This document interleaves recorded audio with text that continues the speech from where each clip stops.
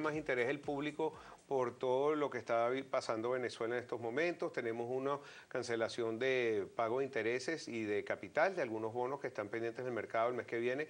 Ha habido toda una polémica alrededor de esos bonos, sobre todo por dos artículos que acaban de aparecer en la prensa internacional. Uno escrito por dos venezolanos, uno de ellos Ricardo Hausmann, profesor de Harvard, y otro por María Anastasia O'Grady de Wall Street Journal, quien sigue muy de cerca a Venezuela, donde simplemente ellos no están diciendo de que Venezuela va a incumplir. Simplemente se hacen la pregunta si va a haber incumplimiento de pago y hasta se hacen la pregunta moral si deberían o no deberían hacerlo. Pero eso dicen que tumbó los mercados a la baja y realmente creo que, como Luis Vicente León también de Data Análisis habló hoy, dice que se están sobredimensionando ese posible default. Tenemos un experto, Francisco Ibarra Bravo, él es economista de una empresa número 1, econométrica,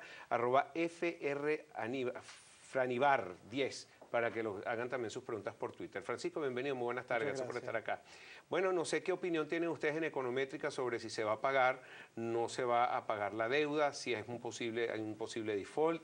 El presidente habló la semana pasada trayendo tranquilidad al mercado, sin embargo, bueno, siguen los mercados sin reaccionar al alza. Hoy se cayeron todo lo que habían subido ayer y eso es lo que se traduce a que hay incertidumbre, que la gente lo ve como riesgo. ¿Qué piensan ustedes?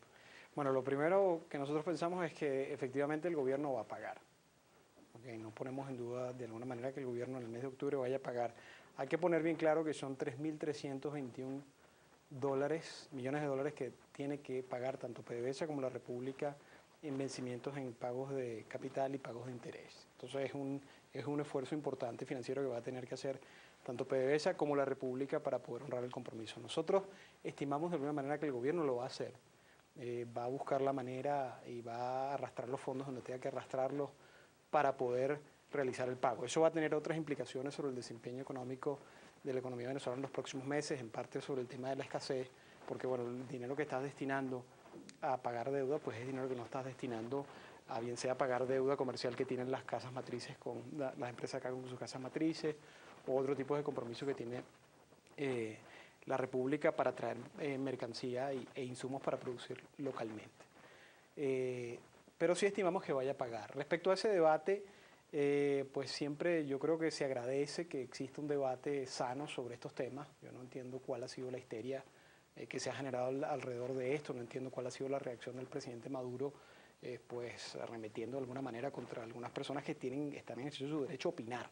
Yo no comparto... O de analizar, diría yo. Bueno, yo creo que el artículo en realidad no es un artículo con una profundidad, no es un artículo, vamos a decirlo así, académico, ni mucho menos. Fue una opinión evaluando pues en un plano moral sobre si la República debería honrar sus compromisos. Para mí pues un análisis moral aquí no cabe. Yo tengo una postura, yo escribí sobre esta materia, pero creo que de ninguna manera pues la reacción del presidente Maduro se justifica atacando pues a una persona que está ejerciendo su derecho a opinar. Yo considero y nosotros consideramos que el país va a honrar sus compromisos. Ahora, eso en ninguna medida indica de que el país no esté atravesando por una situación muy delicada y de que el país tenga necesidad de financiamiento externo en algún momento, porque sí lo va a tener. Okay. Claro. Ahora te pregunto algo, también mucha gente se aprovecha de ese tipo de situaciones en los mercados, no de los artículos, porque, repito, los artículos no es que se vuelven virales, ni usted pone un video y automáticamente se hace viral, y cuando uno escribe algo, un libro, uno más bien quiere que sea un bestseller, pero eso no está en manos de uno. Si uno escribe un artículo como el que tú escribiste, ¿qué más quieres tú que se vuelva viral? Pero en este caso se volvió viral porque hace un estudio, un análisis de una situación que está pasando en Venezuela, y muchos analistas también, inversionistas, se aprovechan, se van cortos en los mercados, se aprovechan, compran mango bajito estos bonos, que si está diciendo el presidente los va a pagar, van a subir de precio. ¿Tú no crees que hay algo también de manipulación detrás de todo esto de algunos guisadores, como los define algunas veces en el mercado? Bueno, yo hasta allá no voy, ¿no? Pero yo sí creo que en todo caso la reacción que tuvo el presidente de la República no ayudó. ¿Por qué? Porque fue una reacción, si se quiere, un poco histérica. Si se hubiese dejado eso pasar debajo, pues seguir su curso, a lo mejor no hubiese tenido pues el relieve que tuvo. De alguna manera eso contribuyó a que se generara todo esto que están viviendo los bonos, tanto de PDVSA como la República, donde hay un gran nerviosismo. Ese nerviosismo para mí es legítimo también, porque la gente cuando va y ve las reservas internacionales. Tú estabas hablando de la AP, que creo que estaba... Y la FP, sí. Sí, que estaba haciendo un análisis sobre el tema de las reservas, hay un problema ahí de liquidez, ¿cómo lo puedes manejar? Entonces, hay preguntas totalmente legítimas que se están haciendo los analistas de mercado. Ahora, decirte si eso es suficiente para llevar los precios a los niveles que están, bueno, yo ahí es como difícil, ¿no? Nosotros siempre hemos mantenido una postura un poco sobre todo a nuestros clientes que son de acá, o sea, sobre si es pertinente para una persona que está en Venezuela tener bonos de la República o bonos de PDVSA en divisa, o sea, si eso realmente sirve como una cobertura de riesgo, como una diversificación de portafolio. Nosotros siempre hemos mantenido la política de que no, de que para los venezolanos residentes en Venezuela ya estamos expuestos a un riesgo país ya por el hecho de vivir y de operar acá. Entonces, que no tienen más mínimo sentido desde el punto de vista de diversificación del portafolio, tener instrumentos de deuda venezolana. Eso nosotros siempre lo hemos mantenido, ha sido un poco la línea que hemos venido trabajando a lo largo de todos estos años. Ahora, es un mejorador de portafolio, así lo califican algunos analistas. Pero es un mejorador de portafolio para aquellas personas que tengan la capacidad de diversificar. Yo entiendo que si tú eres un fondo de riesgo a nivel internacional que tienes manejando cualquier cantidad de miles de millones de dólares, te sea óptimo alocar una parte de eso en este tipo de instrumentos. Es perfectamente lógico. Pero para los venezolanos que están acá, que en algún momento consideran que eso es como un ahorro seguro porque está en divisa, en realidad se pueden dar cuenta que al final, si ocurre un problema, que no es lo que estamos planteando, y el país pues transita por una situación similar al que han transitado otros países de América Latina, la situación del país se va a deteriorar aún más. Entonces, ¿qué necesidad tienen los residentes en Venezuela de exponerse y de adoptar ese riesgo? Esa es un poco la pregunta que nosotros nos hemos estado haciendo, ¿no? Okay, bueno, aproximadamente el desembolso va a ser unos 6.000, 7.000 millones de dólares y corresponde aproximadamente a un tercio de las reservas, que pueden estar alrededor de 20.000, 21.000 millones. Yo me hago la pregunta, Francisco, ¿por qué el gobierno no se acercó? Ya lo había hecho el ministro Ramírez cuando manejaba toda la vicepresidencia de la economía, se fue a Londres, hizo un roadshow que hace años no se hacía, también se iba a acercar a Nueva York, canceló a última hora, dejó a la gente esperándolos allá, con una serie de promesas que entre ellas, bueno, aumento de gasolinas, un poco de disciplina fiscal, Mentecitgo, no se están cumpliendo todas esas condiciones que había puesto él. Pero eso nos quita la capacidad de pedirle a los mercados nuevos financiamientos. ¿Acaso el único financiamiento que vamos a obtener, que es más o menos 9.000 millones, es del fondo chino y otros recursos que tiene el país? Mira, el país se ha cerrado, yo no sé si esta expresión es correcta, pero como que se ha autocerrado la posibilidad de ir al Fondo Monetario Internacional. Lo ha dicho el presidente innumerables veces, otros voceros del gobierno han dicho que ellos al Fondo Monetario no van a ir. ¿Por qué? Porque bueno, el Fondo Monetario cuando decide prestarte, te presta y de alguna manera te ayuda a organizar un paquete de ajuste de medidas que es a lo que el gobierno pues tiene miedo de entrar en ese debate, ¿no? Porque entonces se va a ver como que le están imponiendo algunas reformas desde afuera, el tema de la soberanía, todo este discurso que ellos han manejado durante todos estos años. Sería ideal desde el punto de vista para el país poder acceder al Fondo Monetario Internacional. El Fondo Monetario Internacional ha sido creado para atender estas contingencias. Estos problemas de balance de pagos, Venezuela está caminando hacia un problema de balance de pagos, está ajustando eso, controlando las importaciones de mala manera y de alguna manera empujando la economía hacia una recesión en la que ya estamos. Entonces, el gobierno se ha cerrado esa puerta, ha optado en los últimos años por ir a los mercados internacionales a colocar bonos, eso lo había hecho, pero claro, llega un momento donde los mercados empiezan a analizarte, empiezan a poner lupa y empiezan a ver, y empiezan a, como decirte, a ver las costuras, no, hasta qué capacidad realmente tienen estas personas de pagar. Entonces, lo lógico era, y era lógico desde el punto de vista de Ramírez, de ir a dar una vuelta, acercarse, plantear una serie de reformas, de alguna manera como que dar una señal a los mercados de que se iban a hacer algunas reformas económicas que iban a probablemente mejorar la capacidad de pago que tenía el país. Lamentablemente, pues, el sacudón no llegó ni a... El sacudón sí llegó a los bonos que se cayeron.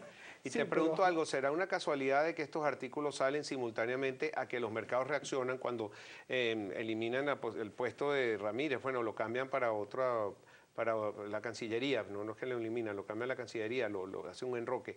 Pero te pregunto algo, ¿es una coincidencia? Porque cuando se va Ramírez dicen, bueno, no va a cumplir con todo lo que prometieron, entonces por eso caen los mercados y no por un artículo que está opinando si se va a pagar o no la deuda. Claro, porque el problema que tienes ahí es cómo sacas una cosa de la otra, porque ocurrieron prácticamente simultáneamente.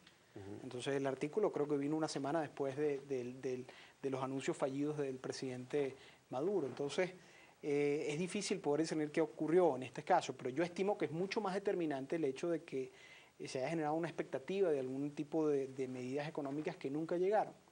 Entonces los mercados ven, oye, mira, si estas personas van a seguir manejando la economía de la manera como la han manejado, en algún momento pues la rueda se va a trancar y no van a tener capacidad de repagar su deuda. Entonces es lógico de alguna manera que los mercados hayan entrado en este tipo de reacción, ¿no? Creo que el debate pudo haber incidido, pero marginalmente lo que sigue, la reacción del presidente, pues creo que no ha sido lo más afortunado desde el punto de vista de darle estabilidad y de dejar pasar esto, de correr su curso natural, ¿no? Que hubiese sido un debate pues, entre académicos, entre analistas de finanzas y que el presidente se hubiese mantenido un poco al margen, creo que hubiese sido lo más adecuado. Creo que los analistas y el mercado en general de alguna manera echaron de menos que no se tomaran ni siquiera una medida y que de alguna manera fuera como se reafirmaron en el modelo económico, o sea que parecen destinados a decir que el modelo económico no tiene nada que ver con la situación que está viviendo el país, que ellos van a seguir adelantando el modelo económico, el Estado comunal, el Jagua de alguna manera pasa ahora a tener un rol más importante. Entonces el mercado empieza a ver estas cosas y obviamente a reaccionar. O sea, el camino este es insostenible y eso lo sabe todo el mundo. Francisco, tenemos que ir a una pausa. Vamos a dejar unas preguntas al aire, sobre todo las declaraciones que dio Fede Cámara, donde ven esta inflación, ven estancamiento, ven inflación. Y bueno, ustedes que manejan también los números, sobre todo inflación, que los han llevado al pelo, para que hablemos de eso al regreso, ¿ok? Vale. Francisco Ibarra Bravo, economista de Econométrica, @Franibar10. Ya regresamos con ustedes con Todo y Pensini y Globovisión. Fue las declaraciones que dio Jorge Roy, presidente de Fede Cámaras. Él habla no solamente del tema de la inflación, que ustedes ya conocen tanto porque lo viven día a día, también habla de la escasez, pero dice que hay estancamiento económico. Yo quería que, por favor, si tú nos puedes interpretar, Francisco, de una manera sencilla, para un economista, ¿qué es un estancamiento? No estamos estancados hace tiempo. ¿Qué significa eso en los números? Producto Interno Bruto, todo lo que significa la producción de un país, se está importando todo, Fede Cámara está produciendo, ¿qué está pasando? Bueno, yo creo que el presidente de Fede Cámara es un poco generoso en tema de estancamiento. Yo creo que la economía viene directamente en recesión, viene cayendo. Estancamiento es la economía, tiene un crecimiento escueto, una contracción muy pequeña, entonces la economía de alguna manera se dice como que está estancada, ¿no? Ni decae ni aumenta. Nosotros creemos, y de alguna manera todos los indicadores que manejamos, es que la economía viene contrayéndose. ¿Okay? La economía ha sido de alguna manera empujada a esta situación, ha sido, si se quiere, autoinfligido este daño. Cuando vemos el sector externo nos damos cuenta que el petróleo está por arriba de los $90 el barril. O sea, desde el punto de vista externo el país no tendría por qué estar transitando lo que está transitando. Estamos viviendo una situación muy similar a la que vivió el país en finales de la década de los 80. Pero cuando vamos y vemos y comparamos el precio del petróleo en aquel instante con el de ahora, nos damos cuenta que la situación es totalmente distinta. Porque el país podría estar mucho mejor. Lamentablemente, pues las decisiones de política económica no han conducido a que el país esté mejor. ¿Okay? El tema de la inflación, que yo creo que es algo de lo que hemos venido hablando y se ha hablado, finalmente el Banco Central decidió entregar la cifra de inflación. Ha habido toda una especie de rumores detrás de la entrega de la cifra de inflación. La y nota después que sacaron, de tanto tiempo las corrigieron, claro, también. O sea, no, porque es que salió una cifra. La primera nota de prensa ni siquiera fue consistente. Cuando tú veías las cifras por un lado te daba una inflación, cuando la veías por otro te daba otra. Entonces ni siquiera, después ya la cambiaron y la ajustaron. Se han corrido una cantidad de rumores sobre si hubo un ajuste o no de metodología. Todavía estamos analizando a ver para tratar de interpretar si hubo algo ocurrió. Obviamente que sí. ¿Porque no coinciden los números? No, porque claro, hay una forma de agregar cada uno de los 13 renglones en que se divide la inflación, agregarlo al índice, que es el número que tú ves. El Banco Central tiene una manera que es la que venía adoptándose desde finales del año 2007 y obviamente ocurrió algo. Uno puede decir ocurrió algo. Ahora, yo no puedo decir todavía porque no tengo la información. Necesito que ocurran más periodos para tratar de ver en realidad qué fue lo que ocurrió y tratar de interpretar qué fue lo que se ajustó. Y en cuanto al Producto Interno Bruto, porque hay ciertas señales o indicadores económicos colaterales que tú puedes interpretar. Por ejemplo, Consecomercio está diciendo que cayó 50% las ventas y uno lo puede ver porque la actividad económica uno va en las tardes y la mayoría de los de muchas tiendas están cerradas o algunas, mira, tú vas, por ejemplo, yo estoy al lado del Parque Cristal y casi todos los comercios están cerrados y tú ves que la actividad ha caído. También nos han hablado de la industria que ha caído la producción, que los que están produciendo producen al 100%, pero ha desaparecido más del 60% de la industria en Venezuela. ¿Cuáles son las cifras de Producto Interno Bruto que manejan ustedes? Mira, nosotros estábamos hablando de una contracción alrededor del 3,5% en el primer trimestre. Todavía no hemos sacado los números del segundo trimestre. Pero estimamos que sea una cifra negativa cuando uno ve la recaudación tributaria, cuando uno ve el comportamiento de las importaciones, cuando uno ve el comportamiento de los precios, de la escasez, uno se va haciendo la idea de qué es lo que está ocurriendo en la economía. Cuando es importante que tú hables del sector comercio. El sector comercio, el sector de instituciones financieras habían sido, vamos a decirlo así, los caballos de batalla con lo que se había recuperado la economía de la recesión de 2009-2010. Esos habían sido los sectores que más rápido habían crecido y que de alguna manera habían empujado un poco la economía hacia la recuperación. Obviamente una recuperación totalmente insostenible, lo estamos viendo en estos momentos. La economía debe estar ya en recesión. El Banco Central se ha negado a entregar las cifras que yo estoy seguro que ya tiene en su poder. Entonces, el Producto Interno Bruto de alguna manera es todos los bienes y servicios producidos en la economía en un periodo de tiempo, que eso es lo que quizá la mayoría de la gente no sabe. ¿Cómo me afecta eso a mí? Eso es una cifra que quizá está por allá arriba, yo no la interpreto. Bueno, para que su nivel de vida pueda ir creciendo en el tiempo, lo lógico es de que el producto vaya creciendo en el tiempo también. Entonces, es poco probable que su nivel de vida vaya a mejorar o que el nivel de vida medio de la gente en Venezuela vaya a mejorar si el producto está contrayéndose, que es lo que estamos sintiendo. Fíjate que nos decía ayer el vicepresidente de FECAMAR, que en el programa, Francisco Martínez, que él comparaba el Producto Interno Bruto con una torta donde comían todos en la casa, que entonces hace 10 años comían 5 personas, pero la casa creció, crecieron los niños y ahora son 15 y el Producto Interno Bruto la misma torta para todos. Y es una manera que yo creo que es sencilla de explicarle a la gente por qué si ese Producto Interno Bruto no crece, comemos menos los venezolanos. Ahora eso también se está reflejando en el valor del dólar, que se ha disparado, el dólar, bueno, el no oficial, el que no es ICAT 2 y cada vez sube más y ya le dicen el cachichén, por decirlo de alguna manera. Pero, y eso va a seguir así, no hay manera de frenarlo. Yo sé que se están entregando suficientes fondos en SICAD 2, han bajado, pero se están entregando esos fondos. Hay varios factores, ¿no?, que intervienen en esto, ¿no? Esas subidas que tú ves rápidas, así que ocurren de 2 o 3 semanas, como la última que hemos visto, es fundamentalmente temas de expectativas. O sea, de la gente dándose cuenta de alguna cosa, nerviosismo, este tipo de cosas que incentivan a la gente a volcarse al mercado, a tratar de transformar sus bolívares en dólares.